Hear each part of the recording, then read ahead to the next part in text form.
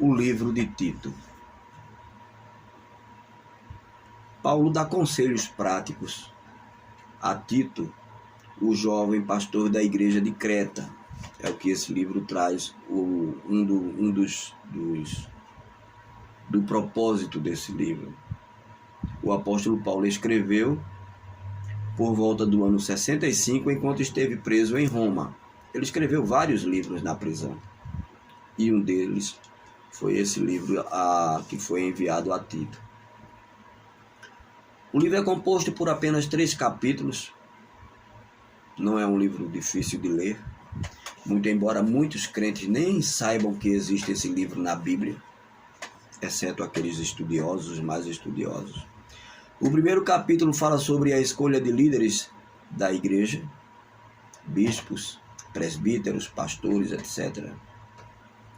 O segundo capítulo fala de relacionamento com vários grupos da igreja, os empregados, empregadas domésticas, mulheres solteiras, mulheres casadas, maridos, etc., patrões, e por aí vai. E o terceiro capítulo ensina a viver a vida como cristão. Vamos à leitura propriamente dita. O capítulo 1, do versículo 1 ao versículo 4, é uma introdução, um cabeçalho, né? Cabeçalho, não sei como é que se diz essa palavra, mas é isso aí.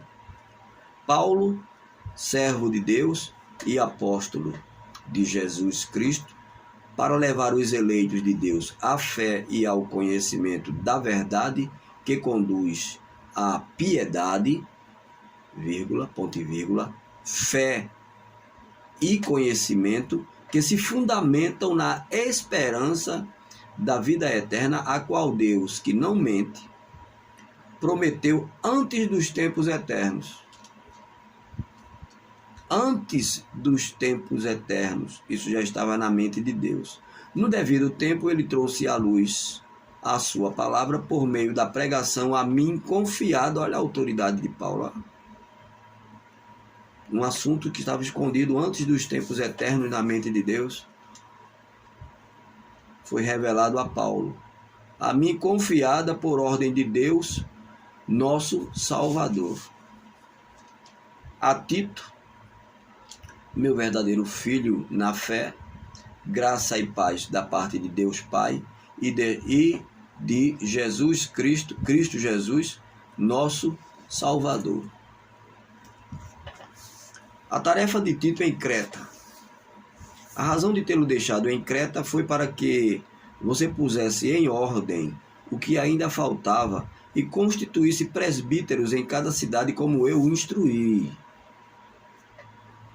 É preciso que o presbítero seja irrepreensível. Não é qualquer um, gente. Veja aqui. Vamos ver aqui as qualidades, os critérios que são exigidos. Hoje nós encontramos aí, a coisa está vergonhosa. É preciso que o presbítero seja irrepreensível, marido de uma só mulher, e tenha filhos crentes que não sejam acusados de libertinagem ou de insubmissão. Por ser encarregado da obra de Deus, é necessário que o bispo, que é o mesmo que presbítero, seja irrepreensível, não orgulhoso, não briguento, não apegado ao vinho, porque o vinho era usado como remédio e alguns excediam, alguns enchiam a cara. Não apegado ao vinho, não violento, meu Deus do céu, violento. Tem de gente hoje no ministério espancando aí, batendo. Não violento, nem ávido por lucro desonesto. Misericórdia, que tem de avarento na liderança hoje. Versículo 8. Ao contrário, é preciso que ele seja hospitaleiro, amigo do bem, sensato, justo, consagrado, tenha domínio próprio, que é aquela palavra que Jesus disse sim, sim e não, não. Não seja um homem de de ânimo duplo, uma hora está assim, outra hora está assado, a hora tá santo, outra hora está desbocado no mundo. Não tem domínio próprio, não sabe o que é, nem o que quer. E apegue-se firmemente à mensagem fiel da maneira como foi ensinada, não ao estatuto da igreja. A mensagem, a Bíblia. Não o estatuto, não importa o que o estatuto da igreja diga, seja ela qual for. Se tiver fora, tiver alguma coisa que esteja fora do que diz a Escritura, aquilo ali é mesmo que nada, é uma cartilha qualquer.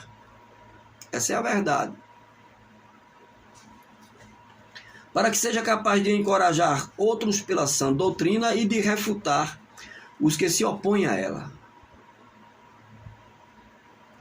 Pois há muitos insubordinados que não passam de faladores e enganadores, especialmente os do grupo da circuncisão, os judeus aqui, ó.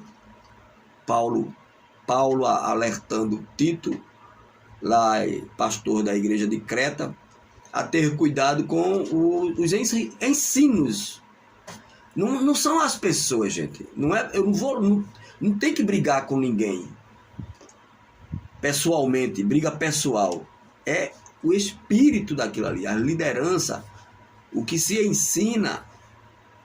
As pessoas são inocentes, elas não estão ali por maldade. Elas acham que aquilo ali é a verdade.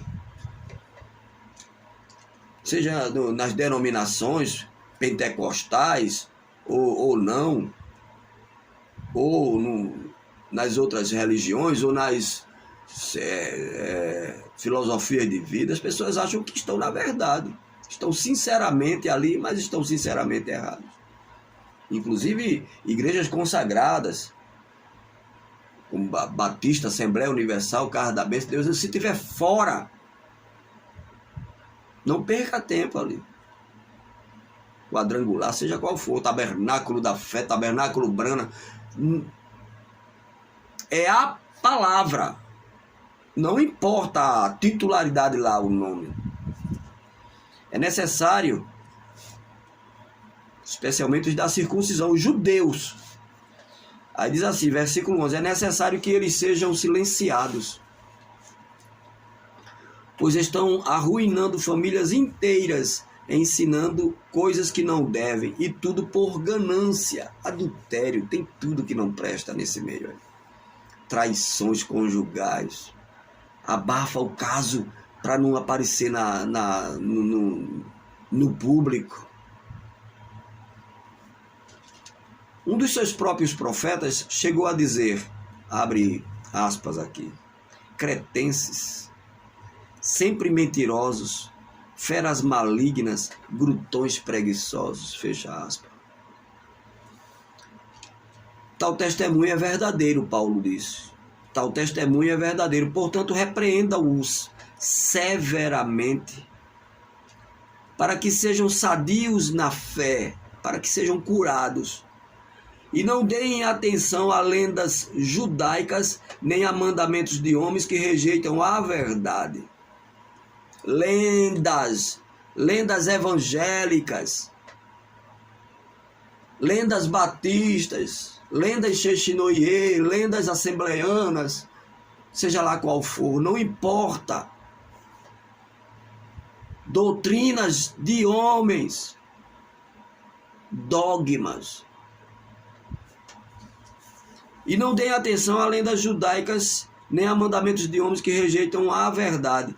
Para os puros, versículo 15, para os puros, todas as coisas são puras, mas para os impuros e descrentes, nada é puro. Ou seja, você é puro, você está aprofundado com Deus, então nada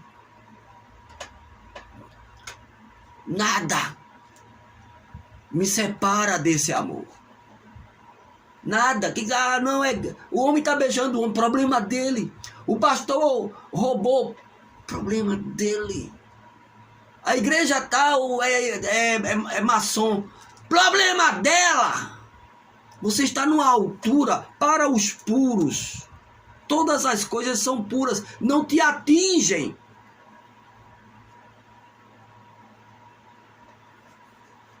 Mas para os impuros descrentes, essa gente aí que vive crendo em tudo menos na palavra, nada é puro, tudo é pecado.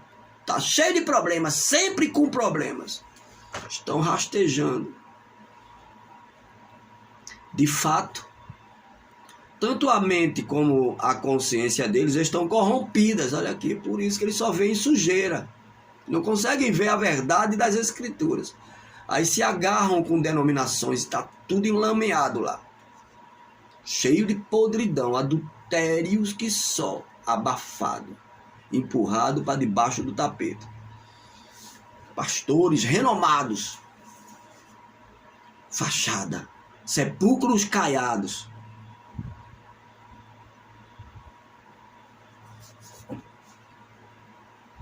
Eles afirmam que conhecem a Deus, mas por seus atos o negam. São detestáveis, desobedientes e desqualificados para qualquer boa obra. Vamos ao capítulo 2 do livro de Tito, que diz o seguinte: instruções para vários grupos. Isso aqui, grupo, pensa que só existe grupo aqui no século XXI, grupo de internet. Sempre tiveram grupos de pessoas específicos. Diz assim: você, porém, fale o que está de acordo com a sã doutrina. Ensine os homens mais velhos a serem moderados, é um grupo de pessoas, dignos de respeito, sensatos e sadios na fé, no amor e na perseverança. É porque tem gente que tem muita fé, mas se você chegar perto dele, ele quer te morder. Amor. Chegar perto dele, ele... misericórdia. E não são perseverantes. Não são perseverantes. Mudam de humor com facilidade. Semelhantemente, versículo 3, semelhantemente, ensine as mulheres mais velhas a serem reverentes na sua maneira de viver e não serem caluniadoras, nem escravizadas a muito vinho, de novo o vinho porque era usado como remédio, e algumas pessoas excediam na dose. Por isso que se fala esse detalhe aqui, escravizadas a muito vinho, mas a serem capazes de ensinar o que é bom. Porque uma mulher embriagada ou um homem embriagado vai ensinar o quê?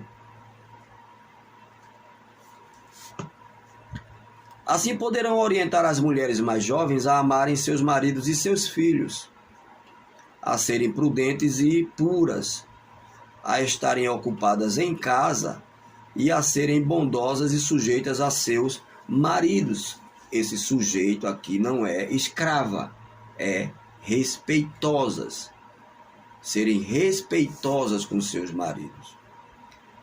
Quem respeita não desobedece, não dá patada, não responde, está sempre ali do lado. Não é uma sujeição humilhante, não. É uma coisa do coração, de verdade. O homem também, viu? A mulher não é capacho, não. O homem também tem que respeitar a sua mulher, que é um tipo de sujeição.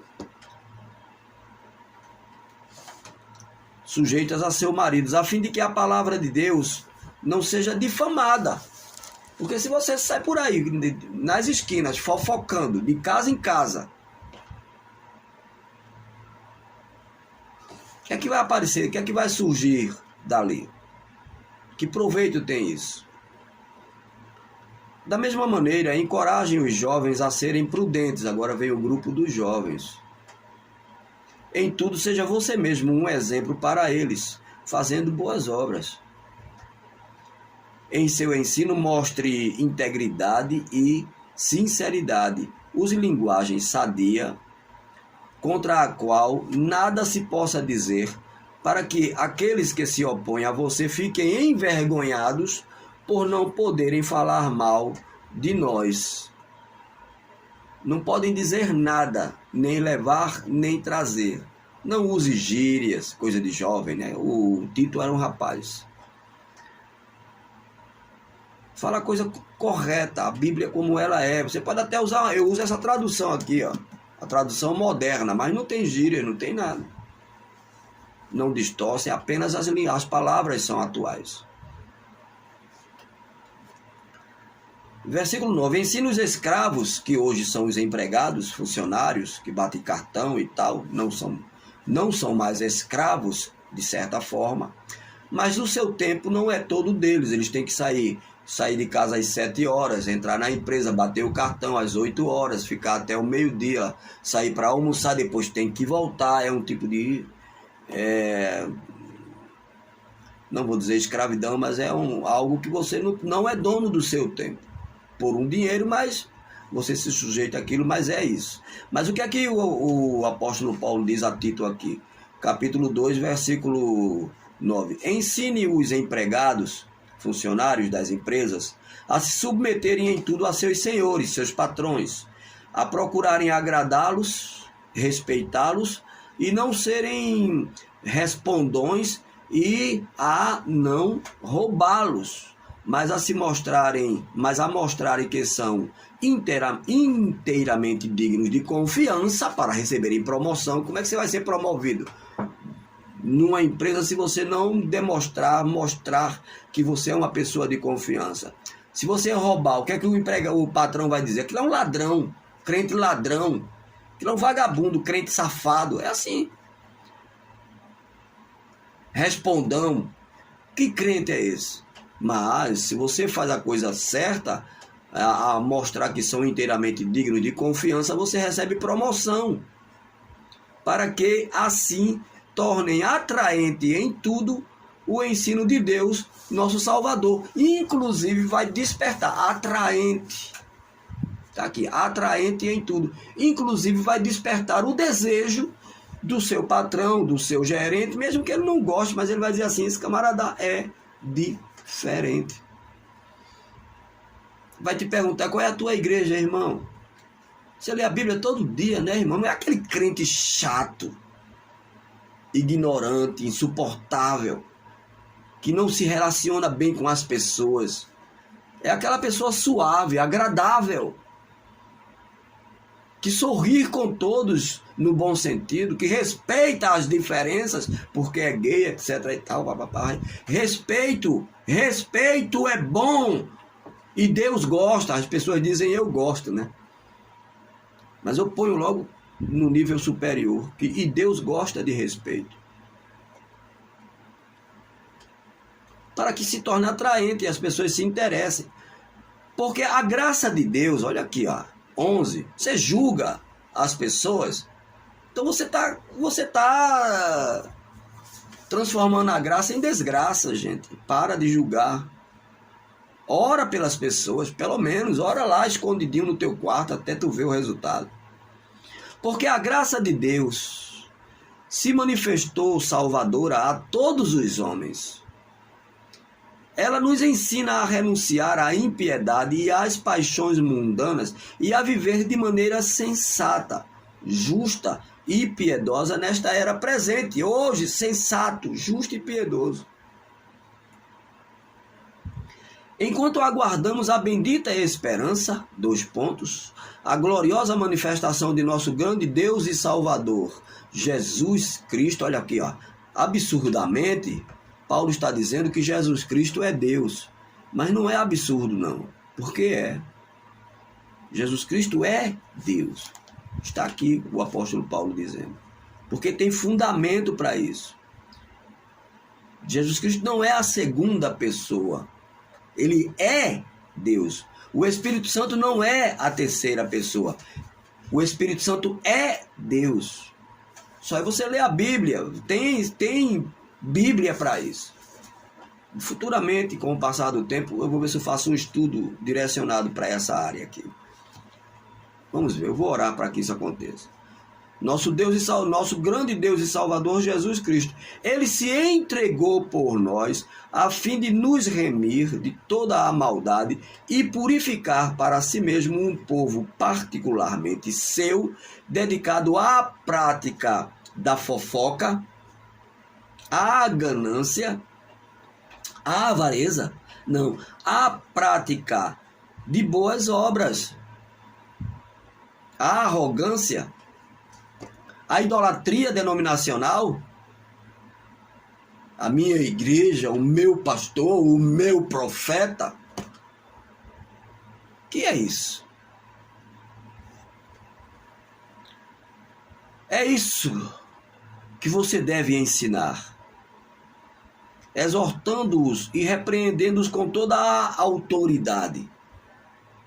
Ninguém o despreze, porque você não tem PhD, porque você não tem DDD, porque você não tem bacharelato, porque você não tem terno importado, sapato cromo alemão, o teu carro é velho. Tem muita gente que tem tudo isso e não tem chamado. Não foi chamado por Deus, foi chamado pelo seu interesse, pela sua ganância. Capítulo 3.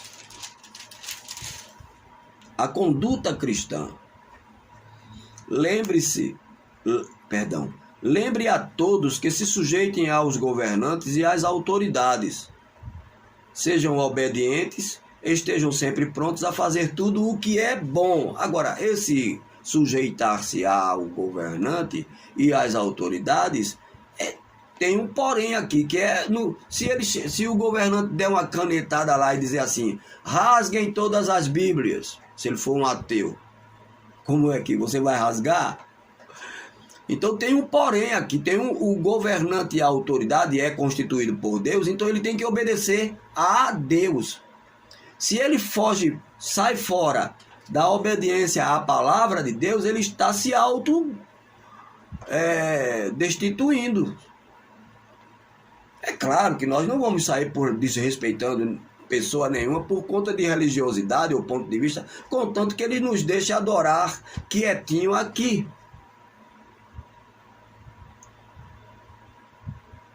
E se ele vem contra nós, é um problema dele, ele vai se ver com o Eterno, com o Criador. Continuemos aqui. Mas nós vamos nos sujeitar aos governantes desde que eles sejam verdadeiros. Caso contrário, nós vamos nos afastar dessas tais autoridades. Não vamos confrontar, mas vamos ignorá-los, num sentido. Sejam obedientes e estejam sempre prontos a fazer tudo o que é bom. Não caluniem ninguém, sejam pacíficos, amáveis e mostrem sempre verdadeira mansidão para com todo o homem. Inclusive o falso governante, o governante incrédulo, ateu, materialista. Houve um tempo, todos os homens, eu falei no singular, houve tempo em que nós também éramos insensatos e desobedientes, vivíamos enganados e escravizados por toda espécie de paixões e prazeres. Vivíamos na maldade e na inveja, sendo detestáveis e odiando uns aos outros. Era isso mesmo. Mas quando da parte de Deus, nosso Salvador, se manifestaram a bondade e o amor pelos homens, não por causa de atos de justiça por nós praticados, mas devido à sua misericórdia, ele nos salvou. Não porque nós éramos bons, mas é pela sua misericórdia. Ele nos salvou pelo lavar regenerador e renovador do Espírito Santo, que ele derramou sobre nós generosamente por meio de Jesus Cristo, nosso Salvador. Deus, Espírito Santo, Cristo, a mesma obra, não há uma trindade de pessoas distintas. Há um Deus trino, um Deus com manifestações trinas, operações trinas. Mas não três deuses, isso é uma aberração, não está na Bíblia assim. Tem trindade na Bíblia? Tem, Deus é trino. Mas é uma trindade simples. Um único Deus, Pai, no Antigo Testamento. Esse mesmo único Deus veio e entrou num corpo que é o ministério de filho. Aquele corpo é o Filho de Deus, mas aquele ser é Deus, entendeu? A obra ministerial é a obra do Filho. E finalmente em Atos 2, o Espírito Santo, que é o mesmo Deus. Continuando aqui.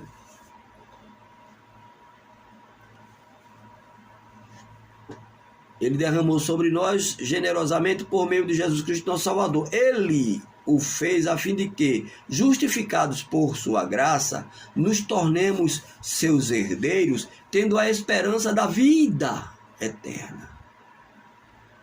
Fiel é esta palavra, e quero que você afirme categoricamente essas coisas, para que os que creem em Deus se empenhem na prática de boas obras. Olha como tem esse livro aqui, eu acho que pelo menos umas 5 vezes ou mais, eu vou botar 5 vezes, o apóstolo Paulo fala boas obras, boas obras, boas obras, boas obras, sem tocar trombeta. A vida cristã é uma boa obra. É algo bom de ser feito, boas obras, práticas de boas obras. Tais coisas são excelentes e úteis aos homens. Respeito, fazer bondade, ajudar o próximo, etc. e tal, orar. O evangelho é uma boa obra a ser praticada. Evite, porém, controvérsias tolas, denominacionais, guarda de dias, horas, meses, lavar prato, não sei o quê, cortar cabelo, não cortar cabelo. Se é com você e Deus, está escrito, faça o que está escrito aqui. Não precisa ninguém bater, xingar, luta. Evite, porém, controvérsias tolas, genealogias, discussões e contendas a respeito da fé. Aqui ele está dizendo da lei. Hoje, eu sou de Paulo, eu sou de Apolo, eu sou de Barnabé. Hoje eu sou da Assembleia, eu sou da Batista, eu sou do Tabernáculo da Fé, eu sou do profeta, eu sou do pastor, eu sou não sei de quem. E ninguém diz que é de Deus.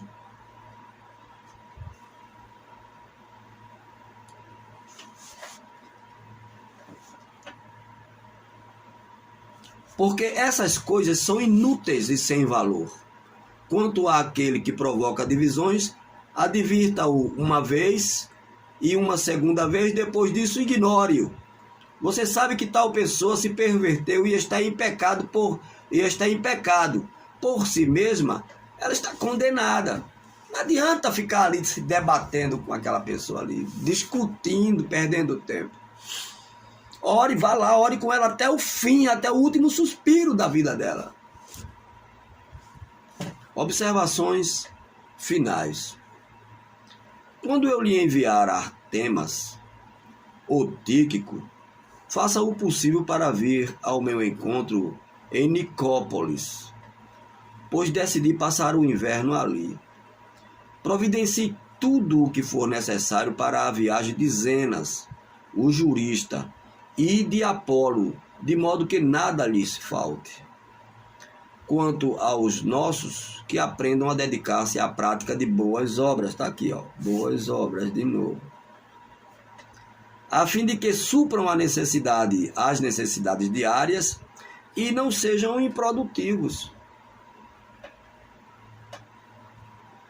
Todos os que estão comigo enviam-lhes saudações. Saudações àqueles que nos ajudam, que nos amam na fé.